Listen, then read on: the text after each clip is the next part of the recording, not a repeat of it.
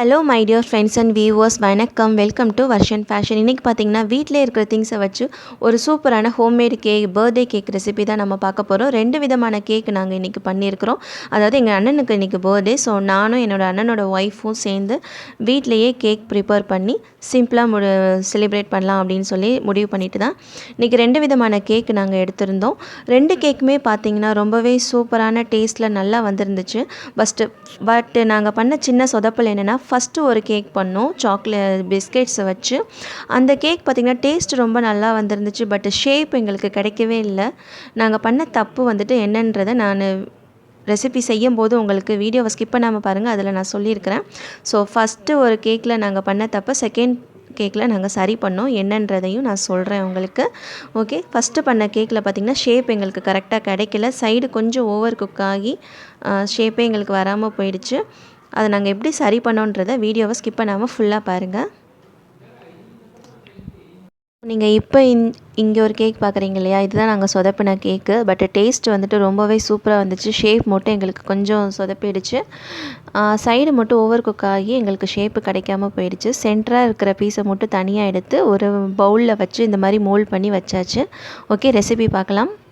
Viewers, first பண்ண cake என்னென்னா chocolate கேக்கு. இந்த மாதிரி போர்பான் பிஸ்கட்டை யூஸ் பண்ணி தான் நாங்கள் இந்த கேக் பண்ணியிருக்கிறோம். எந்த பிஸ்கட் வேணாலும் நம்ம எடுத்துக்கலாம். ஓகே, ஸோ சுகர் பார்த்திங்கன்னா இதில் பார்க்க நிறையா இருக்குது. பட் நாங்கள் 2 ஸ்பூன் தான் நாங்கள் சுகர் எடுத்துக்கிட்டோம். ஏன்னா பிஸ்கட்டே பார்த்திங்கன்னா ஓவர் சுகர் தான் அது. அடுத்து பார்த்திங்கன்னா 1/4 கப் அளவுக்கு தண்ணி ஊற்றாமல் காய்ச்சின கெட்டி பால், அப்புறமா 1 ஸ்பூன் அளவுக்கு பேக்கிங் பவுடர், 1/2 ஸ்பூன் அளவுக்கு சோடா உப்பு, நட்ஸு கொஞ்சம் எடுத்து வச்சுருக்கிறேன். அடுத்து வெண்ணெய் கொஞ்சம் எடுத்து வச்சுருக்கிறேன் ஸ்ப்ரெட் பண்ணுறதுக்காக. இப்போது பிஸ்கட்ஸ் எல்லாத்தையுமே ஒரு மிக்ஸி ஜாரில் போட்டு நல்லா ஃபைன் பவுடராக 1 நிமிஷத்துக்கு நல்லா அரைச்சி எடுத்துக்கோங்க. கொஞ்சமாக சுகர் சேர்த்துட்டு 2 ஸ்பூன் அளவுக்கு தான் நான் சுகர் சேர்த்துருக்கேன், ரொம்ப சேர்க்கல. ஓகே, ஸோ நல்லா ஒரு நிமிஷம் அளவுக்கு நல்லா ஃபைன் பவுடரை அரைச்சதுக்கப்புறமா அதுக்கப்புறம் என்ன பண்ணணும்னா ஒரு 30 செகண்ட் அளவுக்கு 1/4 கப்பு பால் ஊற்றி திரும்பவும் அரைச்சிக்கோங்க. நல்லா அரைச்சி இந்த மாதிரி ஒரு பவுலில் ட்ரான்ஸ்ஃபர் பண்ணி எடுத்து வச்சுக்கோங்க. அடுத்து பார்த்திங்கன்னா பேக்கிங் பவுடர், பேக்கிங் சோடா எடுத்து நல்லா மிக்ஸ் பண்ணிக்கணும். ஓகே, ஸோ அதுக்கு மேலே பார்த்திங்கன்னா ஒரு 2 ஸ்பூன் அளவுக்கு மட்டும் பால் ஊற்றிக்கோங்க அந்த பவுடருக்கு மேலே. இப்போ நல்லா பீட் பண்ணணும். ஆக்சுவலி இது பார்த்திங்கன்னா ஒரு 10 நிமிஷமாவது நல்லா பீட் பண்ணுங்கள். பபிள்ஸ் வராத அளவுக்கு பீட் பண்ணுங்கள். நான் பண்ண தப்பு 1 நிமிஷம் மட்டும்தான் இதை நல்லா மிக்ஸ் பண்ணேன். அதுதான் நான் பண்ண தப்பு. நல்லா ஆக்சுவலி இதை நல்லா பீட் பண்ணியிருக்கணும். ஓகே, நல்லா பீட் பண்ணோன்னா அந்த ஃப்ளஃபியாக அந்த உப்பி நல்லா வரும். ஓகே, இப்போ நாங்கள் குக்கரில் தான் பண்ண போகிறோம். குக்கர் ஃபுல்லாக என்ன பண்ணிட்டேன்னா இப்போ பட்டர் நல்லா ஸ்ப்ரெட் பண்ணி வச்சுக்கிட்டேன். பட்டர் ஆக்சுவலி இது பண்ணிங்கன்னா பட்டர் பேப்பர் இருந்துச்சுன்னா இன்னும் நல்லாயிருக்கும். பட் எங்ககிட்ட பட்டர் பேப்பர் இல்லாதனால நாங்கள் பட்டர் மட்டும் ஆட் பண்ணிக்கிட்டோம். ஓகே, ஸோ இதை இப்போ நான் துருவி வச்சுருக்கிற நட்ஸ் எல்லாத்தையுமே உள்ளே ஸ்ப்ரெட் பண்ணி இப்போ நாங்கள் அடுப்பில் வைக்கிறோம். ஸ்டவ்வில் பார்த்திங்கன்னா ஃபஸ்ட்டு ஒரு தவா வச்சு நல்லா ஹீட் பண்ணிக்கோங்க. தவா நல்லா ஹீட் ஆனதும் குக்கரை மூடிட்டு விசில் போடாமல் சிம்மிலையே ஒரு 40லேருந்து 50 நிமிஷம் வரைக்கும் நல்லா குக் பண்ணணும். அதுக்கு மேலே குக் பண்ணாதீங்க. நாங்கள் பண்ண இன்னொரு தப்பு, அதுக்கு மேலேயே நாங்கள் 1 ஹவர் மேலேயே குக் பண்ணது தான் நாங்கள் பண்ண தப்பு. பட் 50 மினிட்ஸ் போதும். நான் குக்கர்லேருந்து 1 ஹவர் கழிச்சு 1 ஹவருக்கு மேலேயே ஆயிடுச்சு. நான் அதுக்கப்புறம் எடுத்து ரூம் டெம்பரேச்சர் வரைக்கும் நல்லா கூலானதுக்கப்புறம் தான் கேக் எடுக்கணும். அந்த மாதிரி தான் இந்த கேக்கு நான் எடுத்தேன். பட் கொஞ்சம் ஓவர் குக் ஆகி சைடெல்லாம் கொஞ்சம் ஓவர் குக் ஆகி வரலை. எங்களுக்கு அந்த ஷேப்பே வரலை. நான் எவ்வளவோ ட்ரை பண்ணேன் தட்டி, எனக்கு அது மட்டும் வரலை. பட் டேஸ்ட் பார்த்திங்கன்னா ரொம்ப சூப்பராக இருந்துச்சு. சென்டராக இருக்கிற பீஸ் மட்டும்தான் நல்லா இருந்துச்சு, சாஃப்டாக நல்லா இருந்தது. அது மட்டும் நாங்கள் எடுத்து வச்சுருக்குறோம். ஓகே, இந்த கேக்கில் பார்த்திங்கன்னா சென்டர் பீஸ் மட்டும் நல்லா வந்துருந்துச்சு. அதெல்லாம் ஷேப்பு கிடைக்கல, பட் சாஃப்டாக நல்லா வந்து சொன்னீங்க. சைடாக இருக்கிறத மட்டும் நாங்கள் என்ன பண்ணோன்னா கொஞ்சம் எடுத்து ரீஹீட் பண்ணி மெல்ட் பண்ணி ஒரு சின்ன பவுலில் உள்ள அந்த பீஸை எல்லாத்தையுமே உள்ளே சேர்த்து நல்லா மோல்ட் பண்ணி வச்சிட்டோம். சின்ன பவுலில் ட்ரான்ஸ்ஃபர் பண்ணிட்டேன் நான். இந்த மாதிரி பாருங்கள், இந்த மாதிரி சின்ன பவுலில் ட்ரான்ஸ்ஃபர் பண்ணி நல்லா உள்ளே ஸ்டஃப் பண்ணி வச்சாச்சு. அதுக்கப்புறமா கேக் பார்த்திங்கன்னா ரொம்ப சின்னதாக சைஸ் எல்லாம் கம்மியாகி கொஞ்சமாக தான் பீசஸ் கிடச்சிது. நீங்களே பாருங்கள். பார்த்திங்கன்னா இந்த மாதிரி தான் நான் எடுத்து வச்சேன். ஸோ இதுவே நல்லா இருந்தது. பட் டேஸ்ட்டு ஆனால் அந்த ஷேப் மட்டும் தான் எங்களுக்கு சொதப்பிடுச்சு. பட் ஆனால் இன்னும் சொல்கிறேன், ரூம் டெம்பரேச்சருக்கு வந்ததுக்கப்புறம் தான் நீங்கள் குக்கரையே ஓப்பன் பண்ணணும். நல்லா கூலானதுக்கப்புறம் தான் ஓப்பன் பண்ணி நீங்கள் எடுக்கணும். ஓகே, ஓவர் குக் பண்ணிடாதீங்க. நாங்கள் பண்ண தப்பாக பண்ணிடாதீங்க ப்ளீஸ். இதுதான் நாங்கள் பண்ண செகண்ட் கேக் ரெசிபி, ரவா கேக்கு. என்னோடய சிஸ்டர் இன்லா தான் இந்த கேக் பண்ணுறாங்க. நாங்கள் இந்த கேக்கில் சொல்கிற இன்க்ரீடியன்ஸை 1 கப் அளவுக்கு நீங்கள் எல்லாத்தையுமே மெஷர் பண்ணிக்கோங்க. 1 கப் எடுத்துக்கோங்க. நல்லா வந்துட்டு ரவையை பொடி பண்ணி 2 கப் அளவுக்கு எடுத்து வச்சுக்கணும். அதே கப்பில் 2 கப் அளவுக்கு பால், அப்புறம் 1 கப் அளவுக்கு மைதா மாவு, 1.5 கப் அளவுக்கு எண்ணெய், அரை லெமன் எடுத்துக்கணும். அதுக்கப்புறம் 1.5 கப் அளவுக்கு சுகர், 1 ஸ்பூன் அளவுக்கு பேக்கிங் பவுடர், 1/2 ஸ்பூன் பார்த்திங்கன்னா பேக்கிங் சோடா, அடுத்து கொஞ்சமாக நட்ஸ் எடுத்து வச்சுருக்கோம். இப்போ இதோட ப்ரிப்பரேஷன் எப்படின்றத ஸ்டெப் பை ஸ்டெப்பாக பாருங்கள். ஃபஸ்ட்டு நல்லா ரவையை நல்லா இந்த மாதிரி பொடி பண்ணி ஃபைன் பவுடராக அரைச்சி வச்சுக்கோங்க. இது பார்த்திங்கன்னா 2 கப் அளவுக்கு வரணும். அரைச்சதுக்கப்புறம் 2 கப்பு வரணும். ஓகே, ஸோ பார்த்திங்கன்னா நல்லா ஃபைன் பவுடராக அரைச்சி வச்சாச்சு. ஸோ இந்த கேக் பார்த்திங்கன்னா ஷேப் எங்களுக்கு நல்லாவே கிடச்சிது. ரொம்ப ஒரு 10 நிமிஷத்துக்கு மேலேயே நல்லா பீட் பண்ணோம் எல்லாத்தையுமே சேர்த்து. ஸோ ப்ராசஸ் கரெக்டாக பாருங்கள். இந்த மாதிரி ரவை பார்த்திங்கன்னா 2 கப்பு அளவுக்கு ரவை அரைச்சி எடுத்து வச்சுருக்குறோம் ஒரு பவுலில்.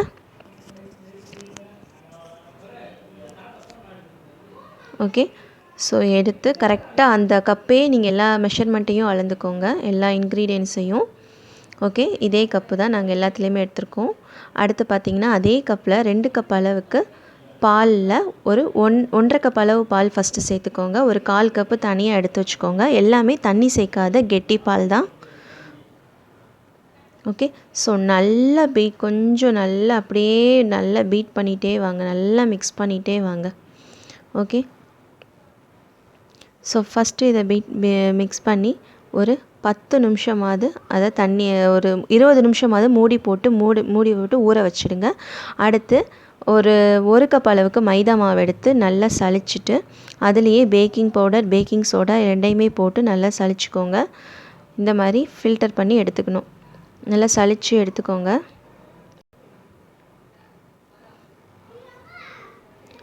ஓகே, ஸோ நல்லா சலிச்சு எடுத்துட்டு பார்த்தீங்களா? ஓகே, இதுக்கப்புறம் என்ன பண்ணணுன்னா, ஏற்கனவே ஒரு 1/4 கப் அளவுக்கு பால் எடுத்து வச்சுக்கணும்னு சொல்லியிருக்கேன். அதில் பார்த்திங்கன்னா இந்த லெமன் உள்ளே சேர்த்து நல்லா மிக்ஸ் பண்ணி வச்சுக்கோங்க. அது பார்த்திங்கன்னா பட்டர் மில்க் மாதிரி கிடைக்கும் நம்மளுக்கு, அதுதான் நம்மளுக்கு வேணும் இதில். ஓகே, ஸோ லைட்டாக திரிகிற மாதிரி வரும் பால், அது அப்படியே இருக்கட்டும். ஓகே, ஸோ இது தனியாக ரெடியாகி இருக்கட்டும். பார்த்திங்கன்னா 20 நிமிஷம் நல்லா ஊறிடுச்சு. இதுக்கப்புறம் 1.5 கப் அளவுக்கு ஆயில் சேர்த்துக்கோங்க. நல்லா திரும்பவும் நல்லா பீட் பண்ணுங்கள். அப்புறமா சுகர் சேர்த்துக்கோங்க. ஒரு 1.5 கப் அளவுக்கு சுகர், அதையும் நல்லா பீட் பண்ணிக்கோங்க. உங்கள் ஸ்வீட்டுக்கு ஏற்ற மாதிரி நீங்கள் எடுத்துக்கோங்க, இல்லைன்னா 2 கப்பு கூட எடுத்துக்கலாம். ஸோ நல்லா இதுலேயே நல்லா பீட் பண்ணிங்கன்னா உங்களுக்கு நல்லா குழன்னு நல்லா ஸ்மூத்தியாக ஆகிடும். அடுத்து பார்த்திங்கன்னா மைதா மாவு, நம்ம எடுத்து வச்சுருக்கிற மைதா மாவு, சோடா உப்பு, பேக்கிங் சோடா எல்லாத்தையுமே சேர்த்து மிக்ஸ் பண்ணியிருக்கோம். அப்புறமா நம்ம எடுத்து வச்சுருக்கிற அந்த லெமன் பிழிஞ்சு எடுத்து வச்சுருக்கிற பண்ணதுக்கப்புறம் இப்போ ஒரு குக்கரில் நல்லா பட்டர் நல்லா ஸ்ப்ரெட் பண்ணிக்கோங்க. நாங்கள் இந்த இதில் பார்த்திங்கன்னா நான்ஸ்டிக் குக்கர் தான் எடுத்திருக்கோம். ஓகே, நல்லா பட்டரை இன்னும் கொஞ்சம் நிறையாவே போட்டு நல்லா ஸ்ப்ரெட் பண்ணிக்கோங்க. நல்லா நம்ம மாவு இப்போ நல்லா பீட் பண்ணியாச்சு. ஸோ எல்லாத்தையுமே அந்த மிக்சர் எல்லாம் குக்கரில் சேர்த்து நட்ஸ் எல்லாத்தையும் மேலே தூவி அதே ப்ராசஸ் தான். தவா நல்லா ஹீட் ஆனதும் வைங்க. ஒரு 50 மினிட்ஸ்க்கு அப்புறம் எடுத்தால் போதும், அதுக்கு மேலே ஓவர் குக் பண்ண வேண்டாம். ஓகே, ஸோ எல்லாம் சேர்த்து ஓப்பன் பண்ணி பார்த்துடலாம். ஸோ நல்லாவே குக் ஆகிருக்கும். கரெக்டாக பார்த்திங்கன்னா ரூம் டெம்பரேச்சர் வந்ததுக்கப்புறம் தரங்க, நல்லா கூல் ஆகணும் அது. ஓகே, பார்த்திங்கன்னா நல்லா கூல் ஆகிடுச்சு. இப்போ ஒரு பிளேட்டில் நாங்கள் சைடாக கொஞ்சம் குத்தி பாருங்கள், கத்தி வச்சு ஒட்டாமல் வந்துச்சுன்னா நல்லா குக் ஆகியிருக்கு. இப்போ பார்த்திங்கன்னா நான் ஒரு பிளேட்டில் ட்ரான்ஸ்ஃபர் பண்ணுறோம். ஸோ நல்லபடியாக நல்லாவே வந்திருக்கு. ஸோ இதை அப்படியே திரும்பவும் இன்னொரு பிளேட்டை வச்சு கவுத்தி வச்சிடுறேன். இப்போ பார்த்திங்களா, சூப்பராக கேக் ரெடி ஆயிடுச்சு. அந்த கேக் மேலே நேம் எழுதுறதுக்காக நான் என்ன பண்ணுறேன்னா, இந்த மாதிரி ஒரு டிரான்ஸ்பரண்ட் பேப்பர் எடுத்துக்கிட்டேன், வாட்டர் கலர் பேப்பரு. அதை கோன் மாதிரி நல்லா மடித்து என்ன பண்ணுறேன்னா, நான் அந்த போர்பான் பிஸ்கட்டை கொஞ்சம் அரைச்சி பேஸ்ட் பண்ணி வச்சுருந்தோம், கொஞ்சம் பால் ஊற்றி கொஞ்சம் அரைச்சி பேஸ்ட் பண்ணி வச்சுருக்கிறேன். ஸோ அதில் தான் இன்றைக்கி நான் அந்த பேரெல்லாம் எழுதி கொஞ்சம் டெக்கரேட் பண்ணலான்னு இருக்கேன். ரொம்ப டெக்கரேட்லாம் பண்ணல, நாங்கள் பேர் தான் எழுதியிருக்கிறோம். இந்த மாதிரி கோன் ரெடி பண்ணி கீழே செலோ டேப்பை வச்சு ஒட்டிட்டு அது உள்ள நான் போர்பான் பிஸ்கட்டை வச்சு அரைச்சி இந்த மாதிரி க்ரீம் மாதிரி ரெடி பண்ணியிருக்கிறோம். ஸோ அதுதான் நான் இப்போது இதில் சேர்க்குறேன். சேர்த்துட்டு அதுக்கு மேலே ஹாப்பி பர்த்டே எங்கள் அண்ணன் பேர் வந்து வெங்கடேஷ். ஹாப்பி பர்த்டே வெங்கட்னு நான் எழுதியிருக்கிறேன். ஓகே. ஸோ எங்களோட கேக் ரெசிபி சூப்பராக ரெடி ஆயிடுச்சு. இதில் இன்னொன்று சொல்ல நான் மறந்துட்டேன். இந்த கேக்கில் பார்த்திங்கன்னா உங்கள்கிட்ட வெண்ணிலா எசன்ஸ் இருந்துச்சுன்னா வெண்ணிலா எசன்ஸ் ஆட் பண்ணிக்கோங்க. இன்றைக்கி பார்த்திங்கன்னா நான் வெண்ணிலா எசன்ஸ் எதுவுமே எடுக்கலை, இல்லை வீட்டில். அதனால் இருக்கிறத வச்சு தான் நாங்கள் பண்ணியிருக்கிறோம். ரொம்பவே டேஸ்ட்டாக சூப்பராக சிம்பிளாக நாங்கள் என்ஜாய் பண்ணி முடிச்சிட்டோம். ஓகே. ஸோ பார்த்திங்கன்னா அதுலேயே பேர் எழுதியாச்சு. ஹாப்பி பர்த்டே வெங்கட்னு சொல்லி எழுதி சும்மா அங்கங்கே புள்ளி புள்ளியாக வச்சு முடிச்சிட்டோம் எங்களோட பர்த்டேயை. ஓகே வீவர்ஸ், ஸோ இந்த ரெசிபி கண்டிப்பாக உங்களுக்கு யூஸ்ஃபுல்லாக இருந்திருக்கும் நம்புகிறேன். இப்போ நம்ம